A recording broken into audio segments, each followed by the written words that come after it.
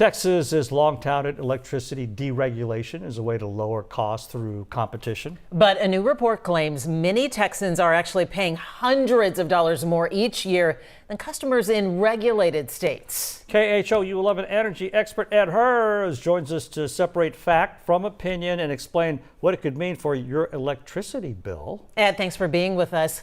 This recent study we understand about ERCOT points to residential consumers paying more in ERCOT than those outside of ERCOT, such as those in the Entergy service area that runs from the Woodlands to Beaumont. Why is this?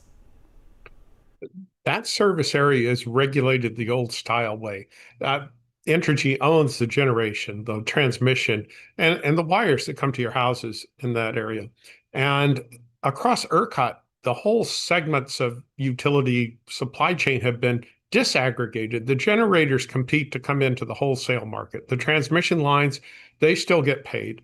The local utilities, CenterPoint, Encore in Dallas, those are separate monopolies. And then we've added in a whole cadre of hundreds of people who resell electricity, the middlemen, and they charge a lot of money for their services also.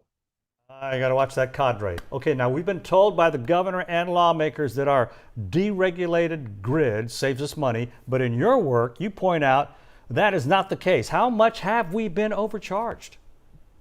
Yeah, that has never been the case. And while we've been doing this, we pointed out that the Wall Street Journal said we had been overcharged $28 billion from the start of this market some 25 years ago through to the freeze of 2021. During the freeze, another $4 billion in overcharges, which the state Supreme Court agreed with, but we're still paying for.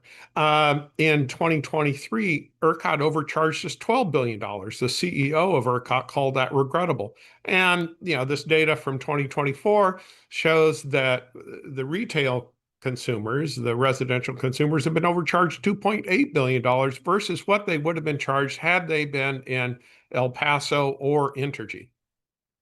On billions overcharged, that is concerning. Ed, one other question for you. ERCOT is an energy-only grid. What does that mean? So in the wholesale market, and this is the way deregulation started in Texas, we paid for every power plant, including those that only operated for 4 to 8 weeks out of the year. And the guys at Enron went to the governor and convinced him that we didn't need to pay for all of those. We didn't need to pay to have that additional backup. And so it's an energy-only or electricity-only market. If the Astros were paid this way, only those players taking the field tonight would get paid. Those on the bench would not get paid. And so in the ERCOT market during the day, only those generators turning electricity into the grid are getting paid. Those that are on the side don't get paid. And as we know, for example, the coal power plants are expensive to start up. Well, if they're only going to run 2 or 3 months out of the year, there's no way the owners can afford to keep them available. And Ed, so if ERCOT is not deregulated, what is it? It is regulated in a different way. Anytime we're required to use middlemen, anytime that we're by law required to use a different way of purchasing like we are here with ERCOT, it's regulation. And indeed, the generators face regulation completely.